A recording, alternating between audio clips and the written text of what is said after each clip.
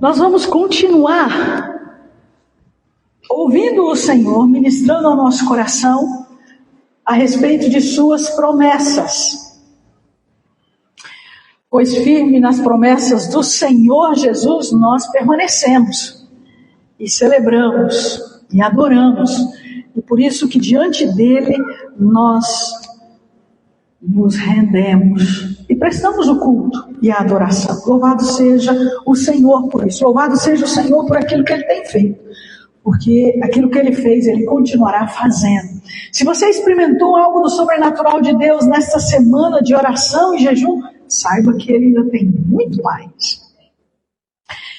E nós vamos continuar falando sobre oração.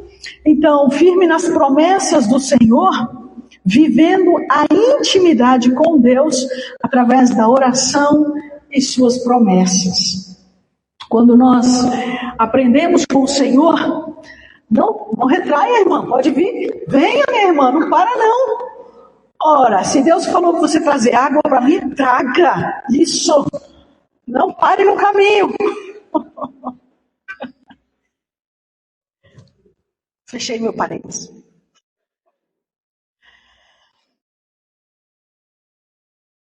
A oração é um exercício de fé muito especial.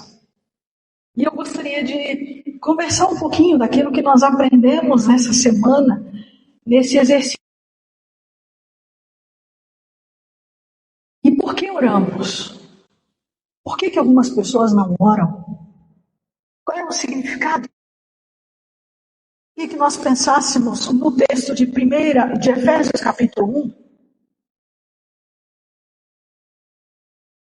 A primeira carta de Efésios. Obrigada, irmão. Olha aí, pensa. Isso aí, não retraia, não. Deus não mandou atrás.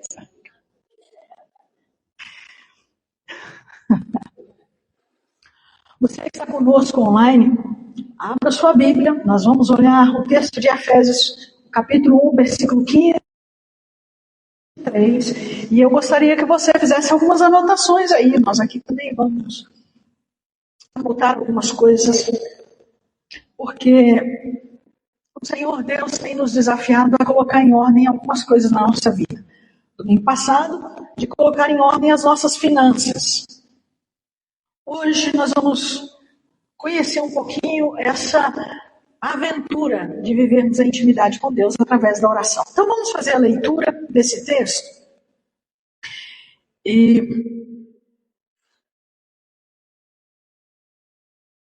Começando do versículo 15 ao versículo 17, 18 até o 23. Por essa razão, desde que ouvi falar da fé que vocês têm no Senhor Jesus e do amor para com todos os santos, não deixo de dar graças a Deus por vós, lembrando-me de vós em minhas orações. Interessante como o apóstolo Paulo faz referência aos irmãos lá da igreja de Éfeso e como ele apresenta esses irmãos na vida cristã e o quanto eles representam para ele. Então, o apóstolo Paulo tinha um relacionamento de oração com Deus e nesse relacionamento de oração ele lembrava dos irmãos lá da igreja de Éfeso. Versículo 17 e 18 em seguida. Eu peço, olha que interessante, eu peço que o Deus de nosso Senhor Jesus Cristo, o glorioso Pai, nos dê em seu conhecimento o espírito de sabedoria e de revelação. Oro também para que os olhos do coração de vocês sejam iluminados, a fim de que vocês conheçam a esperança para a qual Ele vos chamou, as riquezas da gloriosa herança dele nos santos. Olha que coisa interessante. Paulo orando a Deus, ele suplica para que o Deus glorioso, que é Pai, guardem isso no coração, o Deus glorioso que é o Pai, ele dê àqueles irmãos conhecimento e sabedoria. Além disso, ele também ora. Coração tem olho?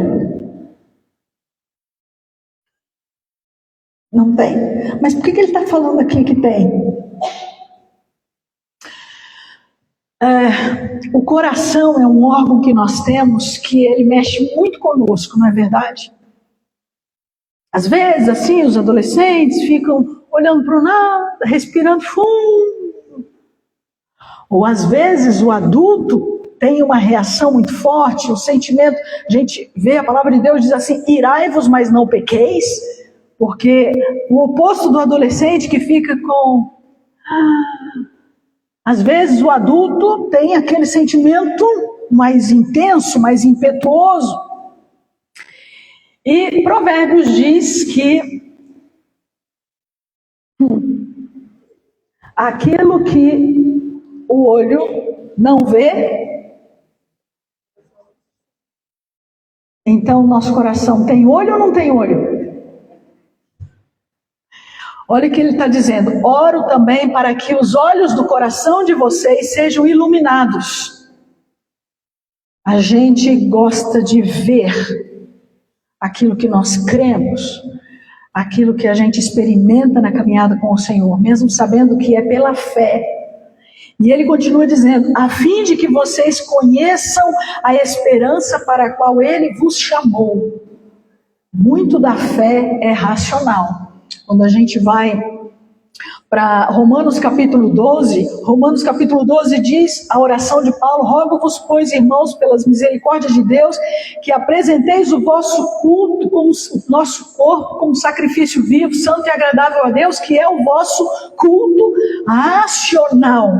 Então, a nossa adoração a Deus e o nosso culto não é esse negócio de sentir, eu tive um sentimento, eu tive uma sensação.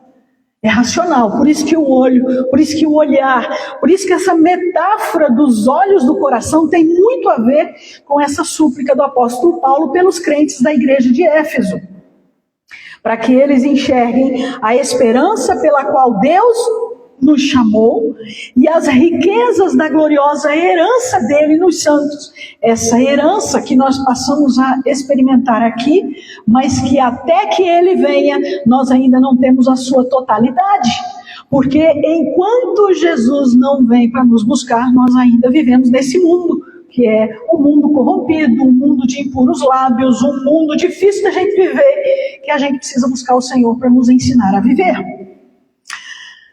Seguindo, versículo 19 a 21, ele continua dizendo que nessa oração, ele ainda pede que a incomparável grandeza do seu poder para conosco, os que cremos, conforme a atuação da sua poderosa força que se manifestou em Cristo, ressuscitando dentre os mortos e pondo-o à sua direita nos céus. Então, esse conhecimento é baseado neste, que está sentado à direita de Deus nos céus. Quem é? Jesus. E ele continua dizendo, acima de todo governo e autoridade, e poder, e domínio, e de todo nome que se possa mencionar, não só neste século, mas também no vindouro. Veja, ele ora para que se cresça nesse conhecimento, para que os olhos do coração sejam abertos, por causa da grandeza da herança dos santos, dada em Cristo Jesus. E que desta maneira, assim como essa bênção da ressurreição e da gloriosa herança se manifestou em Cristo, também se manifeste em nós, ressuscitando-nos dentre os mortos e da mesma forma como Cristo, nos levando para estarmos eternamente com Ele. Mas acima de tudo, então ele está dizendo que esse Senhor, esse Deus, Ele está acima de todo governo e autoridade, de todo poder, de todo domínio e de todo nome que possa se mencionar. Não só neste século, mas no século futuro. Amém? É em nome dele que nós oramos. E no versículo final, versículo 22 e 23, então, eu gostaria que você me ajudasse a ler. Vamos ler juntos, versículo 22 e 23? O que Deus fez? Deus colocou todas as coisas o designou cabeça de todas as coisas para a igreja, que é o seu corpo, a plenitude daquele que cumpre todas as coisas, em toda e qualquer circunstância. Você pode dizer amém? Então veja, quando nós falamos em oração, nós estamos vivendo essa verdade que o apóstolo Paulo disse aqui em Efésios, e que a gente vai procurar entender um pouquinho mais. A oração não é aquele desencargo de consciência que eu possa fazer quando eu chego para o grupo das nossas mulheres aqui da intercessão e digo, olha, eu estou passando uma luta, ore por mim. Ou aquilo que eu digo, né, daquele grupo das 6 horas, né? 6 oram por mim, 6 oram por mim, eu estou passando uma luta, ore por mim, 6 oram por mim, 6 oram por mim. É um desencargo da responsabilidade, do comprometimento de buscar o Senhor. Eu sempre peço que alguém esteja orando, mas eu não aprendi a viver essa experiência que está sendo dita aqui em Efésios. E eu gostaria de conversar com os irmãos nessa noite um pouquinho sobre isso, sobre esta bênção de experimentarmos e de vivermos a oração como um estilo de vida, não como um programa de horário que a gente vai num determinado lugar porque a gente vai orar, ou na semana que a gente faz um tempo de oração como igreja. O primeiro desafio é vivermos a oração como intimidade.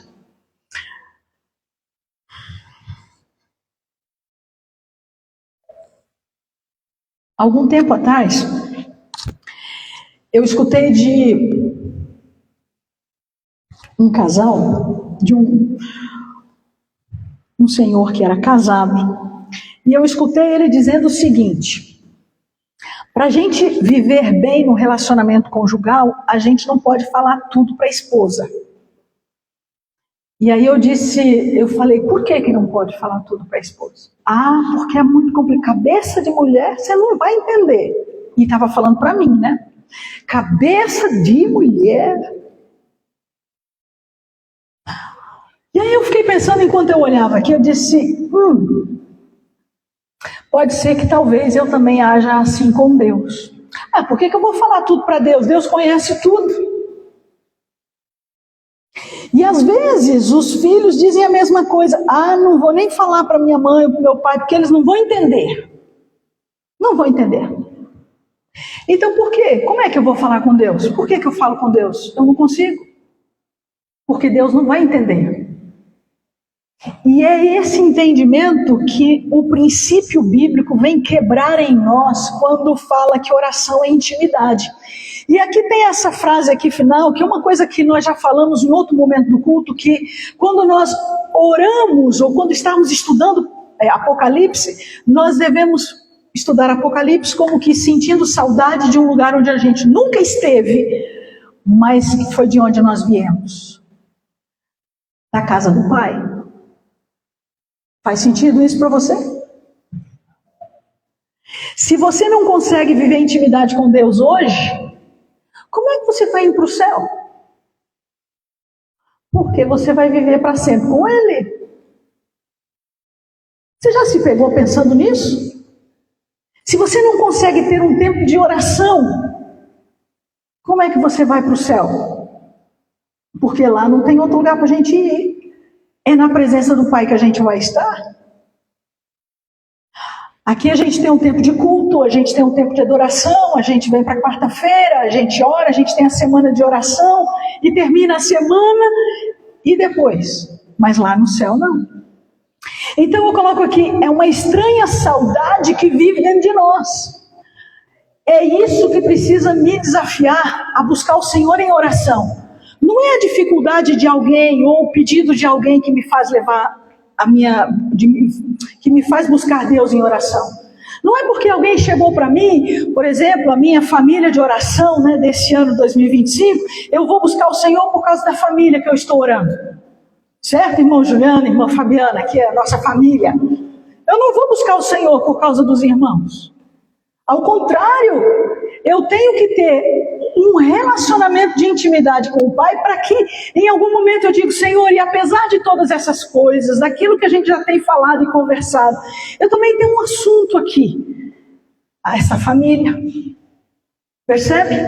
Eu preciso desenvolver com o Pai um relacionamento de intimidade. Aí sim, os demais assuntos, eles entram como parte dessa caminhada com o Pai, mas não como sendo o motivo principal. Uma outra coisa também que eu destaco aqui é que oração é coisa de família. Oração é intimidade e proximidade. Oração é conexão relacional.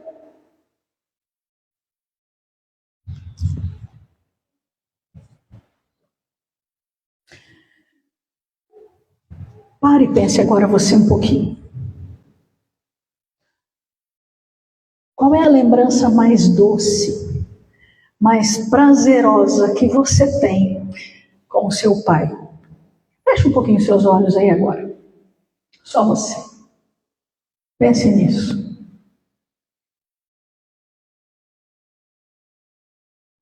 Qual é o momento mais doce, mais prazeroso? Traz isso à tua memória aí agora.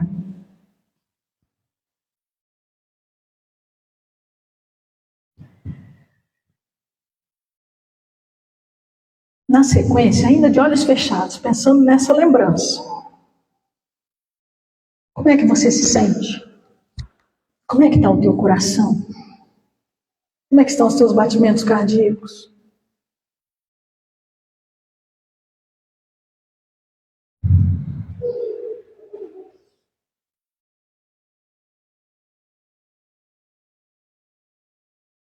Voltem aqui para mim.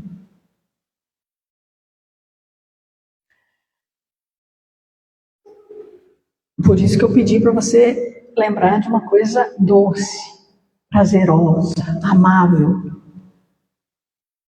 Porque se foi bom com Deus, você potencializa isso muito mais. Oração é coisa de família. É aquela conversa que a gente tem com o papai. É aquele momento que a gente está lá tomando um cafezinho. Ou que na cama chega e senta lá e diz, minha filha, eu percebi, eu quero conversar uma coisa com você.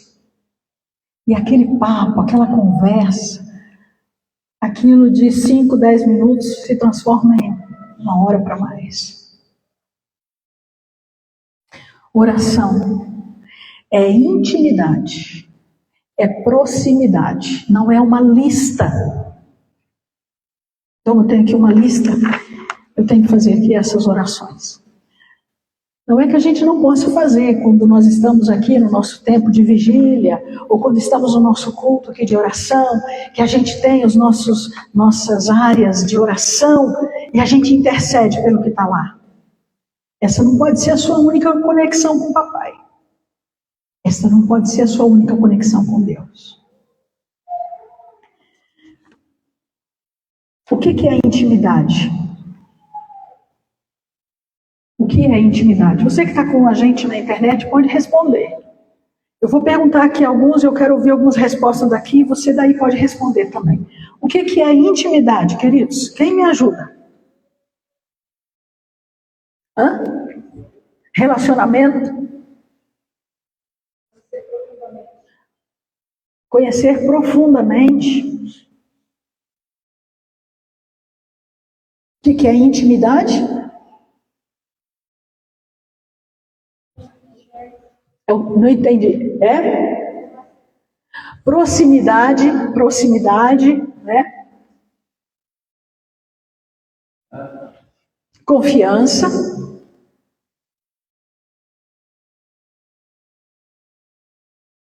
Amor. A gente consegue usar essas palavras que foram ditas aqui, esses adjetivos para oração? Oração é amor. Oração é intimidade, proximidade, oração é relacionamento. Então a gente está falando da mesma coisa. Se você não consegue sentir isso, ou perceber isso, ou se ver assim, Então peça a Deus que toque na tua alma, a ponto de você conseguir experimentar isso e vivenciar isso. Para que nós possamos viver esta oração, nessa conexão, nós precisamos aprender. Então oração é desafio de aprendizagem. Como a gente vê isso no Novo Testamento. O próprio Senhor Jesus em Mateus 6 diz, Pai nosso, Ele já chama de Pai. Venha a nós o teu reino. Eu preciso do Senhor comigo. Eu não posso viver sem ti. Oração define a nossa relação de intimidade com Deus. Profundidade relacional. Relacionamento profundo com o Senhor. Relacionamento profundo com o Senhor. Obrigado você que interagiu aí conosco. Oração é isso. É irmos águas mais profundas. Isso. E quanto mais profundos no relacionamento com Ele, mais fortes, temos força para viver o dia a dia. Então, se nós queremos viver o que o Senhor nos ensina, tudo começa na oração. Pai nosso, Pai. Êxodo capítulo 33, versículo 11, aqui diz como é que era o relacionamento de Deus com Moisés. O Senhor falava com Moisés de que maneira? Ele falava face a face, como quem fala com um grande amigo. Como quem fala com aquele de quem a gente não esconde nada. Com Deus a gente não pode esconder nada. Igual essa fala que eu trouxe aqui de alguém que dizia assim, não dá para falar tudo. Ou às vezes dizia assim, mas a gente não pode falar tudo porque vai preocupar demais. E está sempre guardando uma coisinha. Isso não é intimidade. Isso é um relacionamento. Mas é superficial. Não é intimidade. E por que nós oramos?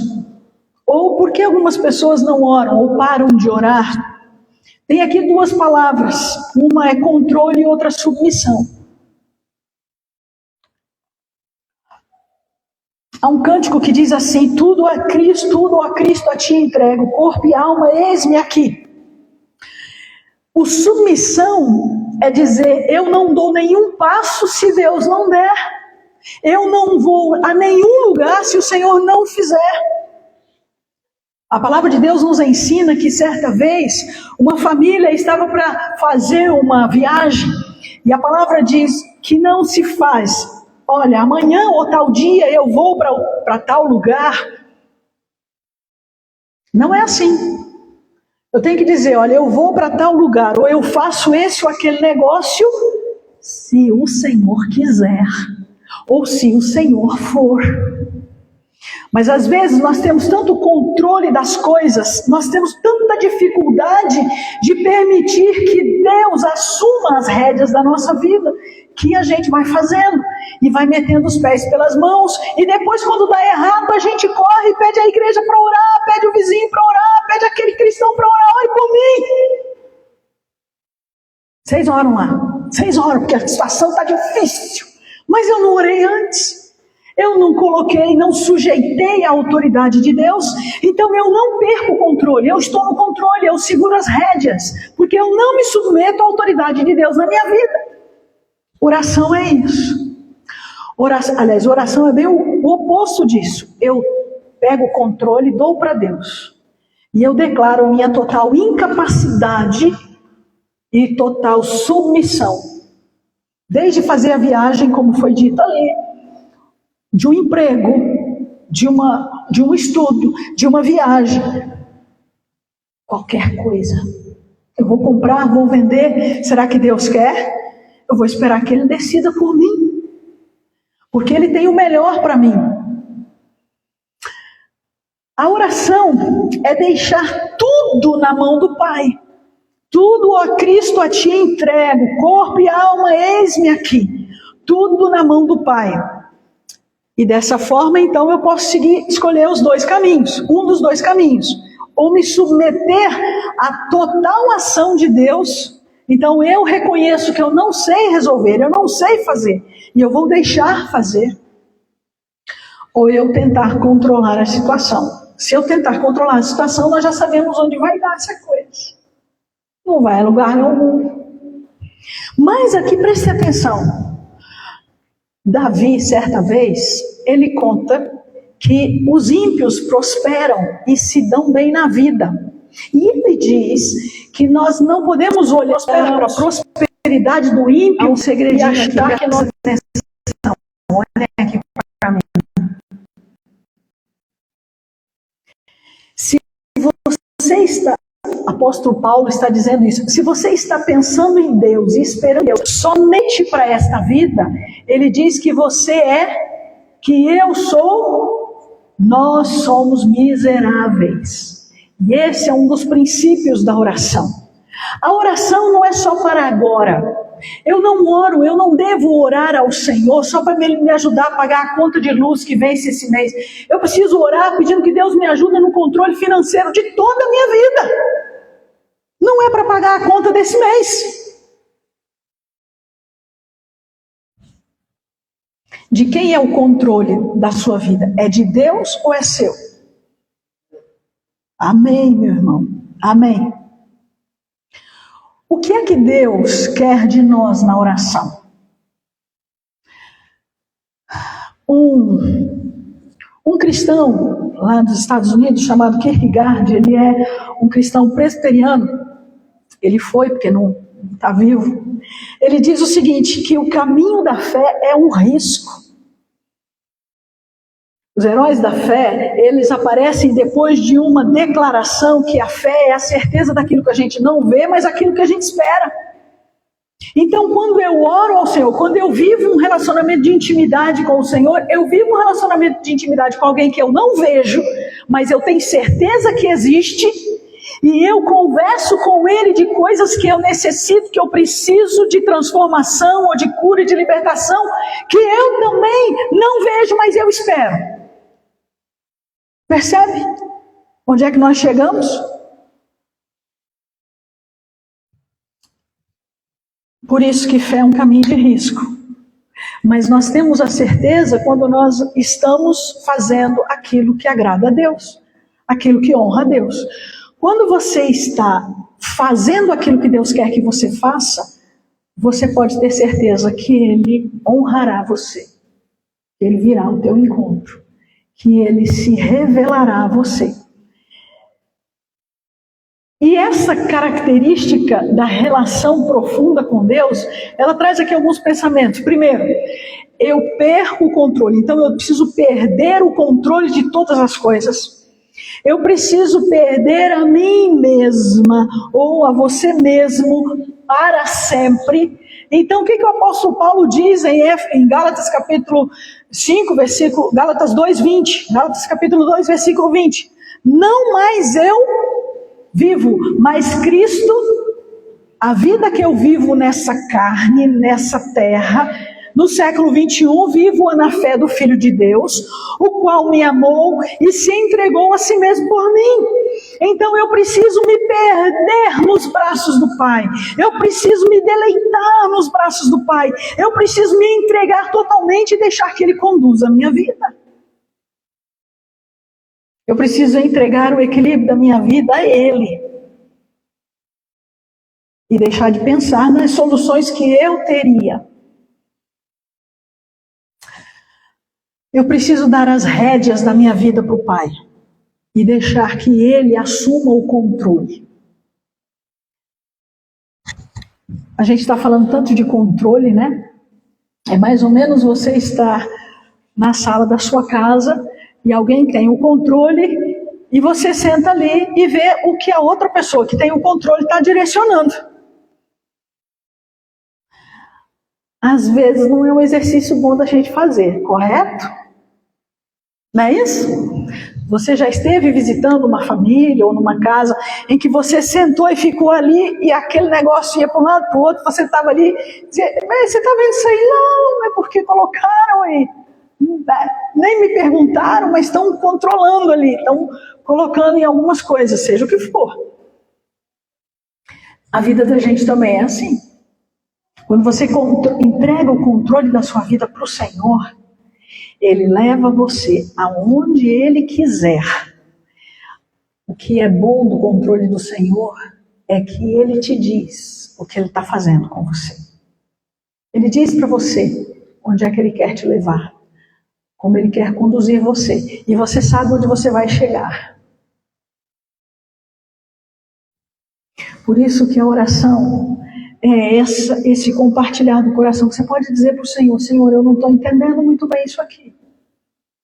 Lembra que o Senhor Deus diz para Abraão, quando ele tem que sair da terra dele? Deus diz: você somente vem e eu vou te ligar, te conduzir, porque eu vou liderar você.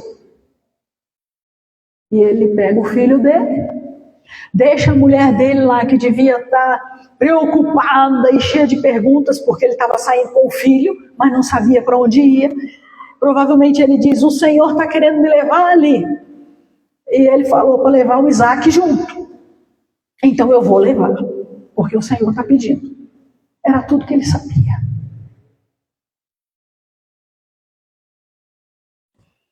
Como é que é para você viver assim, sem saber das coisas? Oração é isso. É chegar para o Pai e dizer: olha, eu não sei o que vai acontecer no dia de amanhã, mas eu preciso que o Senhor vá adiante de mim, para resolver, para fazer, para me dirigir, para me conduzir. Eu não quero fazer qualquer coisa se o Senhor não me levar, não me conduzir. Quando nós olhamos para o texto de Efésios, que tipo de oração está envolvida aqui nesse texto? No versículo 18, no versículo 19.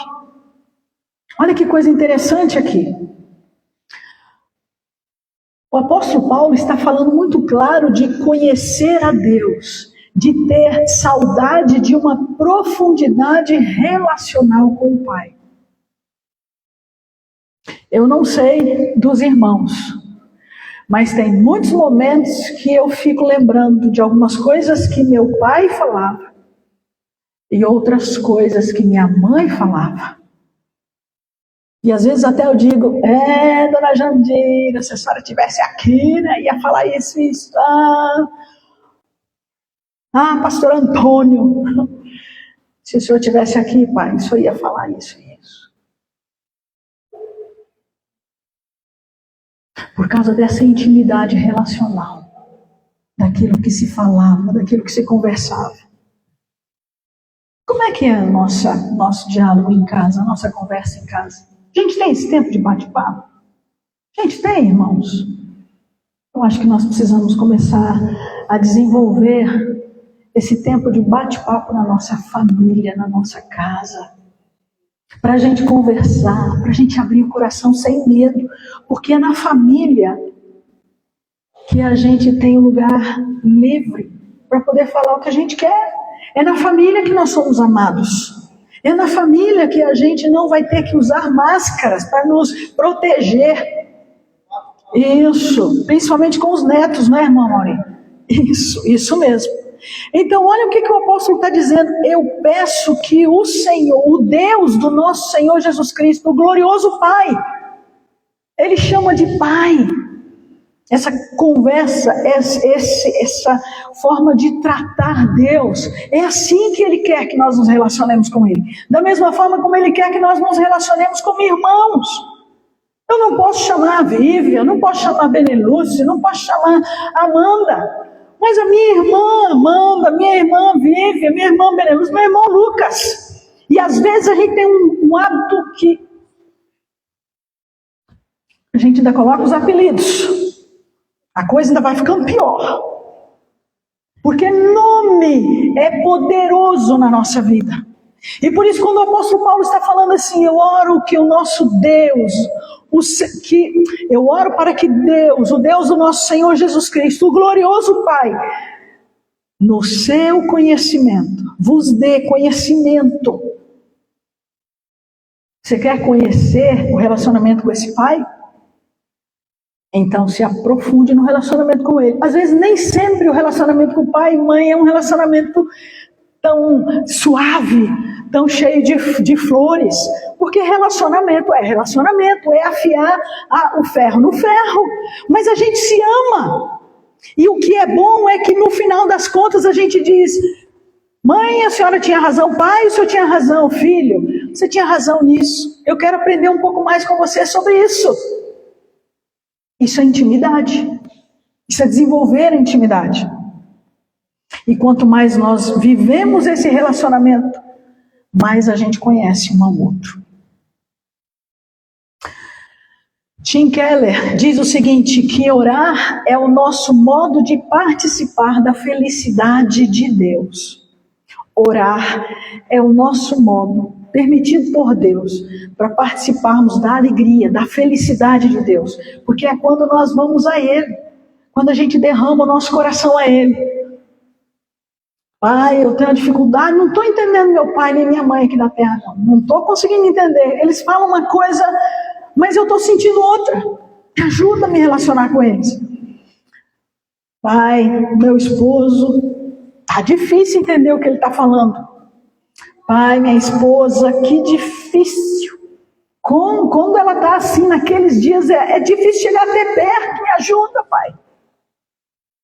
Abrir o coração, desenvolver o nosso relacionamento de intimidade, porque Ele nos conhece. E quando nós fazemos isso, nós alegramos o coração do Pai.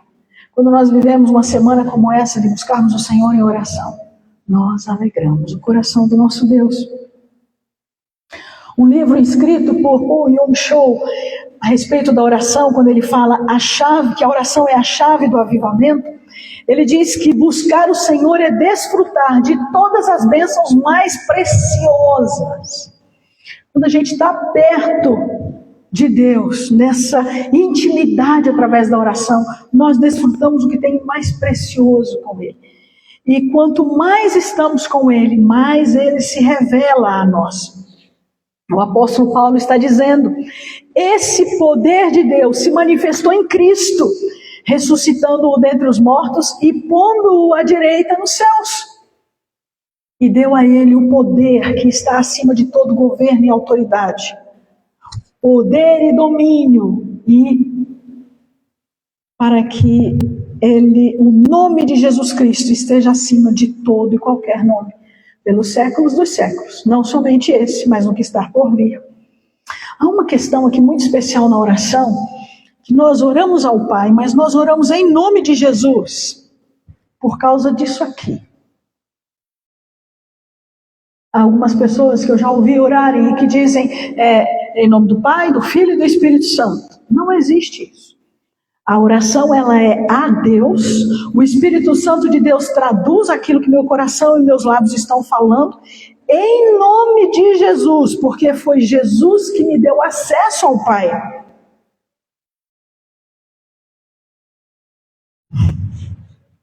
Isso aí, irmã Luci.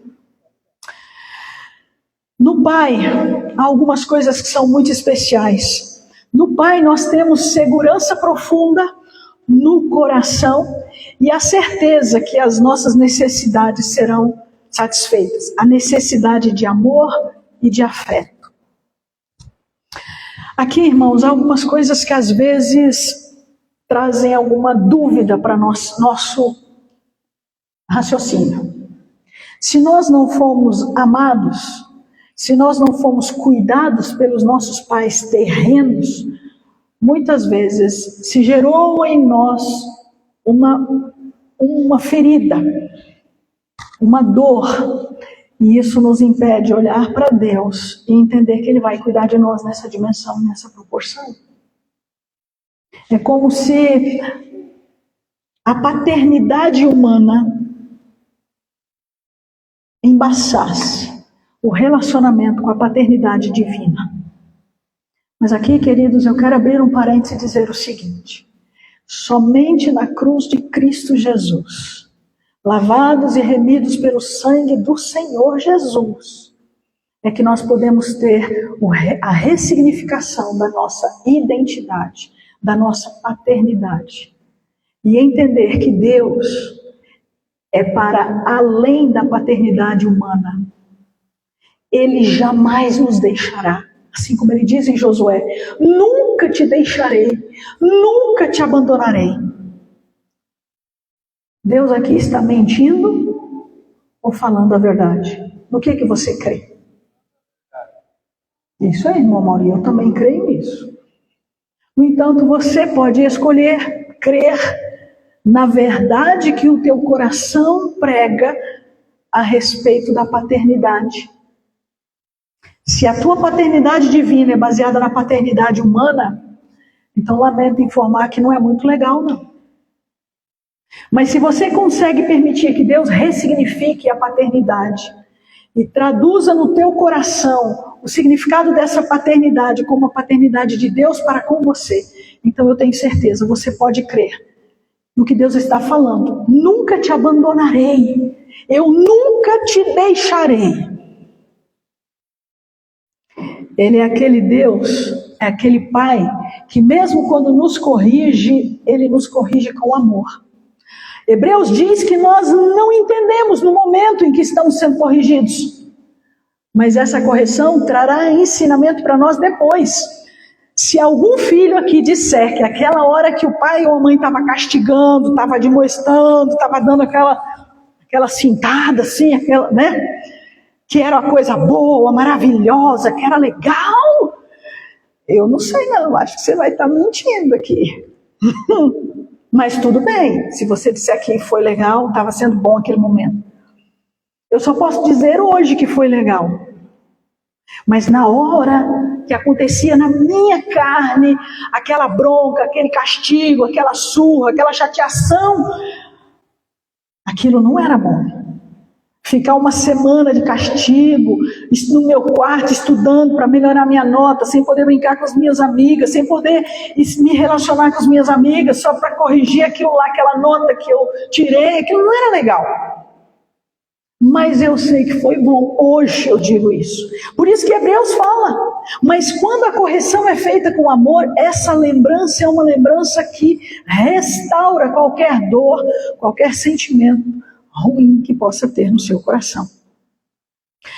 Em Deus nós podemos dizer que estamos seguros, porque Ele, como nosso Pai, Ele traz a segurança sobre a ressurreição, sobre o mundo espiritual, e Ele nos dá a certeza do futuro. Amém? Os nossos pais humanos, eles se foram. E aqueles pais, aqueles filhos que tiveram o privilégio de crescer ouvindo os ensinos bíblicos dos pais, eles deram o melhor para você. Creia nisso. Mas a certeza, no mais, eles morreram, se foram. E se teu pai, tua mãe não tinha posses, nem herança ficou, às vezes fica dívida.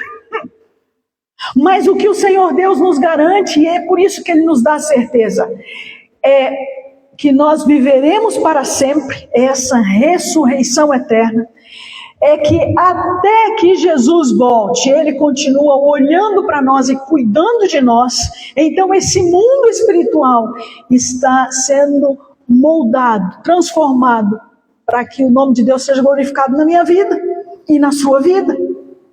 Então ele diz que Deus é aquele que faz com que todas as coisas convirjam para o bem daqueles que amam a Deus, daqueles que seguem os seus propósitos. E nos dar um futuro. Eu bem sei os planos que tenho para vós, planos de paz e não de mal, para vos dar um futuro, uma esperança. Jeremias capítulo 29, versículo 10 e 11. Então ele sabe desses planos. Depois a gente vai para João, o Evangelho de João capítulo 1, quando ele diz que todo aquele que receber a Cristo Jesus, a estes Deus deu o poder de se tornarem filhos de Deus. Então, não somente na ressurreição, não somente na certeza que Ele cuida de nós no mundo espiritual, mas também nos dando uma eternidade, um futuro, até a volta de Cristo. Pois o Kairos, que é o tempo de Deus, é diferente do nosso Cronos. O nosso tempo é o agora, é o aqui. E nós somos muito do fast food, muito do instantâneo. A gente não vê mais assim algumas pessoas que ficam fazendo comida, aquela comida que fica de 1 hora e meia, né? Aqueles cozimentos. Quanto mais fast food, parece que vai ficando melhor. E tem algumas pessoas que dizem assim, mas está demorando essa comida, né? Está demorando. No relacionamento com Deus, o tempo não é o Cronos, é o Kairos, é no tempo dele. Então, quando a gente faz uma oração, ou quando a gente vive experiência como essa da semana de oração, pode ter certeza que talvez a resposta de Deus para aquilo que você está buscando venha no final do ano, ou o ano que vem. Mas nem por isso significa que Ele não esteja ouvindo a sua oração. Não deixe de se relacionar com Ele. Então eu faço aqui uma pergunta. Quais são os medos que te apavoram? Quais são os medos que fazem com que você te impedem de desenvolver com o Senhor um relacionamento de intimidade? Pode ser que você diga, não tem medo. Mas por que você tem dificuldade de se relacionar intimamente com Deus através da oração?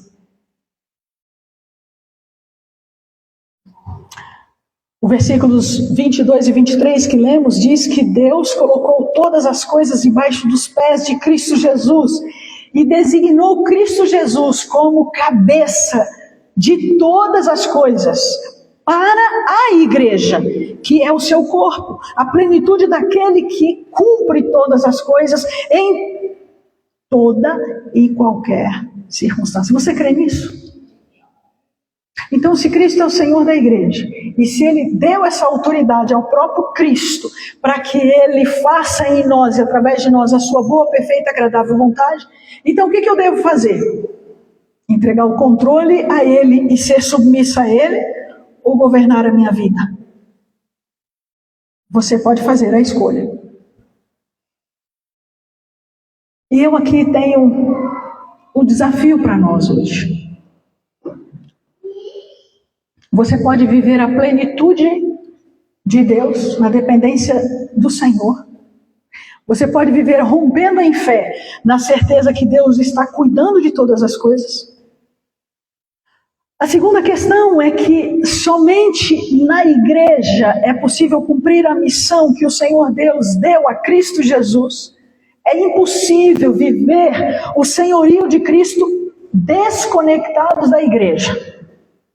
Porque a igreja vai lidar com as coisas que faltam em mim, que falham em mim, que eu preciso restaurar.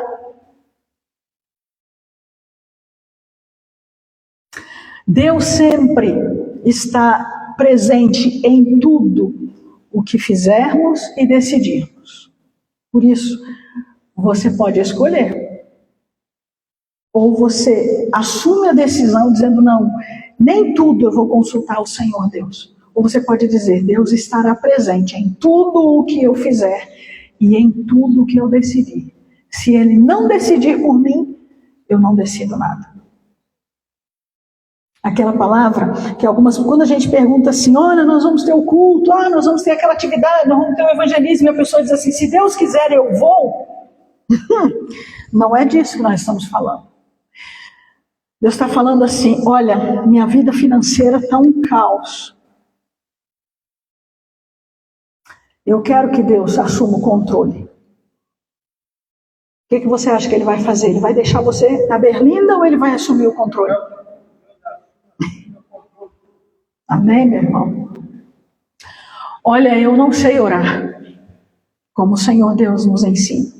Eu quero aprender a viver de maneira a desenvolver proximidade e intimidade com Deus.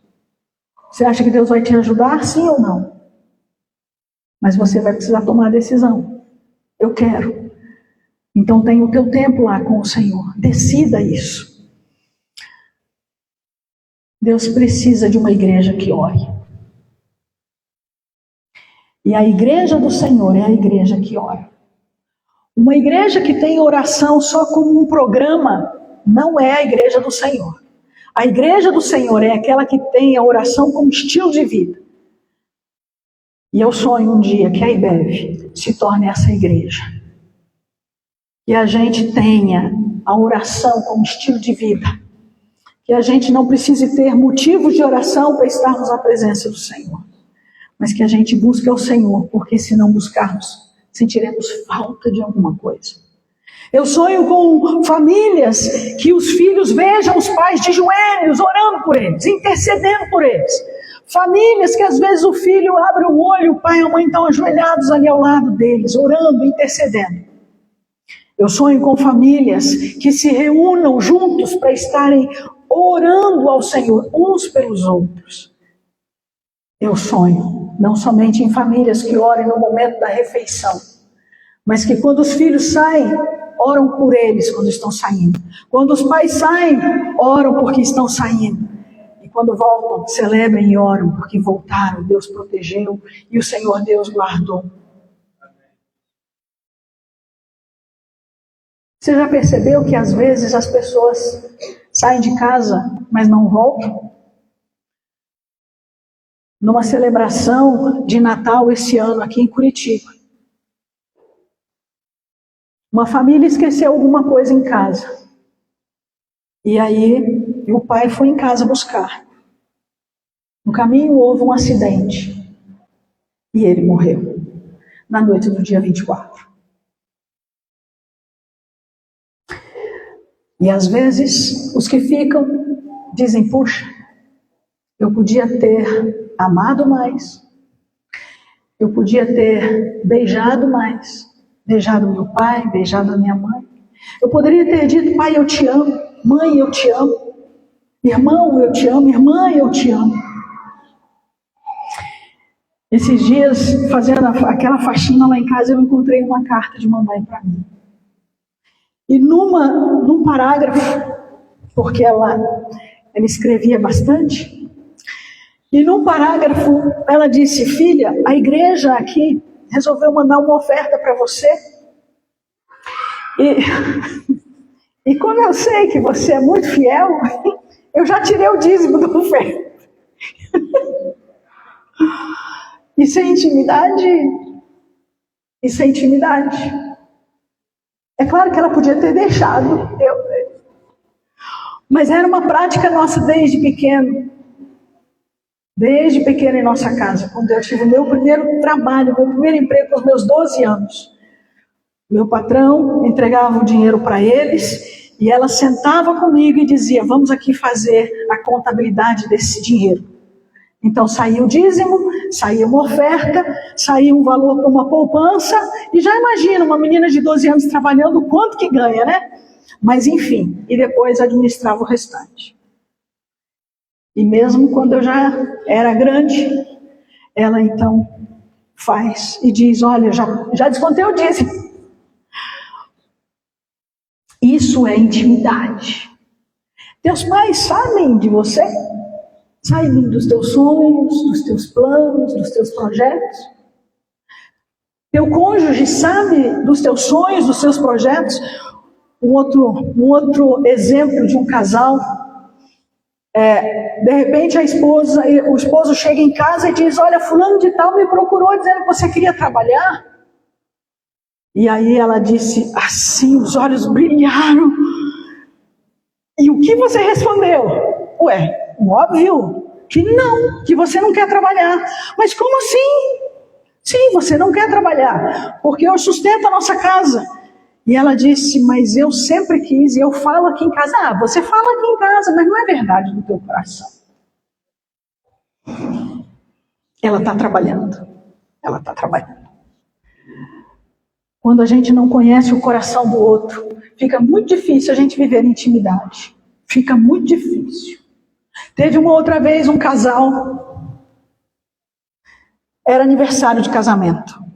Então vem à frente, naquele tempo a igreja dizia assim, os casais vêm aqui à frente, e esse querido esposo pegou o microfone, porque gostava do microfone, e começou a dizer umas coisas.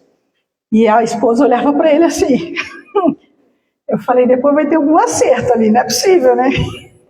E começava a dizer coisas, e foi falando. E depois eu chamei aquela esposa e disse, o que foi aquele olhar? Ela disse, eu gostaria que ele vivesse lá na frente da igreja, pegando aquele microfone toda a minha vida, porque dos 25 anos de casado que eu tenho com ele, ele nunca me falou isso que ele falou lá na frente, segurando aquele microfone.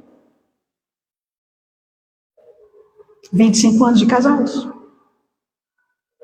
Às vezes, nós achamos que temos um relacionamento de intimidade, mas nós não temos, nós não sabemos. Faça aquela brincadeira na sua casa, põe a família ao redor e peça que põe os papeizinhos ali e peça que pegue os papeizinhos e diga quais são os sonhos do teu filho, da tua filha, do teu pai, da tua mãe. Qual é a comida preferida? Qual é a cor preferida? Tente fazer isso e veja no que vai dar. O Senhor Deus me conhece. Presta atenção aqui numa coisa. O Senhor Deus me conhece. Eu conheço o Senhor. O texto de Efésios diz que a oração de Paulo por aqueles irmãos de Éfeso é que eles crescessem no conhecimento de Deus. Isso é desenvolver a santificação. Por fim, você decide assumir um real compromisso de oração com Deus. Não é aquele compromisso de dizer assim, não, de hoje em diante eu não perco uma quarta-feira. De hoje em diante eu faço todas as semanas de oração e jejum. São 12 semanas durante o ano. Não vou perder uma. Já perdi essa, mas de hoje em diante vão ser 11 semanas. Não vou perder nenhuma. Não estamos falando disso. A gente está falando de oração como estilo de vida. Aquele negócio que você diz, pai, eu tenho isso aqui na carteira, na minha conta, eu preciso fazer a compra do mês. Como é que vai ser? De repente eu vou ter que dizer, olha, hoje nós vamos ter que comprar um pouquinho menos, porque o que nós temos é isso aqui, eu não vou entrar no cheque especial, eu não vou entrar no limite. Ou vamos juntos orar e pedir que o Senhor venha sobre nós. Eu decido abandonar as justificativas e desculpas para não buscar a Deus. Estou cansado. Orar de manhã e eu tenho que trabalhar às 5 da manhã, como é que eu vou ter que levantar às 4? Como é que pode ser isso? Orar de noite, eu já chego ida em casa, eu sento na cama para orar, só no dia seguinte eu acordo. Não dá nem para orar no trabalho, porque no horário do trabalho não tenho como. E você começa a se encher de justificativas e vai falando para Deus, como se Deus precisasse ouvir suas justificativas. O Senhor Deus é Deus de solução. Chega para Ele e fala, assim como Ele falou com Moisés, olha, eu sou gago, como é que eu vou falar com o faraó? E Deus diz, tá bom, você não quer que eu te cure da gagueira? Então pega lá seu irmão Arão e leva ele. Mas quem vai falar é você. É disso que trata o nosso relacionamento com Deus. Ele não se esbarra nas nossas justificativas negativas. Ele traz a solução. Mas às vezes nós não queremos a solução de Deus. E por fim, você decide buscar a presença do Pai em 15 minutos por dia. E aqui, irmãos, eu fiquei pensando, puxa, 15 minutos? Sim, 15 minutos. Se você não consegue orar, 15 minutos vai ser uma eternidade. Você aceita esse desafio? 15 minutos por dia. E talvez, você que já ora mais que 15 minutos, possa dar um plus. Aí você diz, não, isso não se aplica a mim, porque eu já oro 30. Já oro 30. Tudo bem, de repente você pode dizer, Senhor, eu quero aceitar esse desafio, eu quero dar um pouquinho mais que 30. Eu quero dar o dízimo dos 30, então 33 minutos. É isso? Vamos viver oração como estilo de vida? Para nós desfrutarmos as promessas do Senhor? Nós temos um lema na nossa igreja esse ano. Qual é o lema da nossa igreja? Qual é o lema da nossa igreja? Eu mais um. Como é que eu vou caminhar com outra pessoa se eu não consigo caminhar com Deus por 15 minutos? Você quer? Você aceita esse desafio na tua vida? Eu gostaria que você fechasse os seus olhos, abaixasse a sua cabeça. Eu quero falar com Deus e colocar as nossas vidas diante do Pai.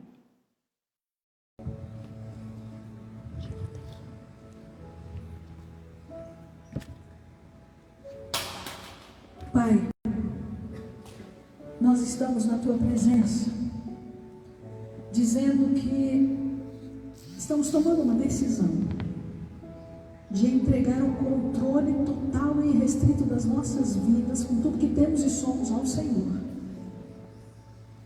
E de nos submetermos à Tua autoridade, ao Teu senhorio. Mas também estamos dizendo aqui, Senhor, que a gente não sabe fazer isso. Nós não sabemos fazer. Eu não sei fazer. Mas eu digo que eu te amo. E que o Senhor é a pessoa mais importante da minha vida. Porque o Senhor tem o melhor para mim. E eu confio no Senhor.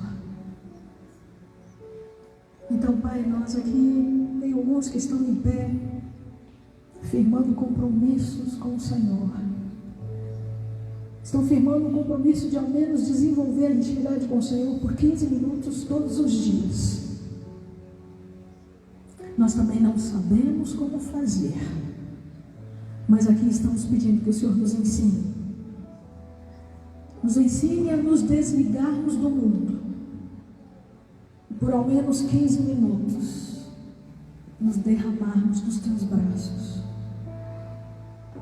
para sentir o Senhor cuidando de nós, de uma maneira como nunca experimentamos. Faça isso, ó Deus, em nós, pois esse é o nosso desejo e a nossa oração, em nome de Jesus. Amém.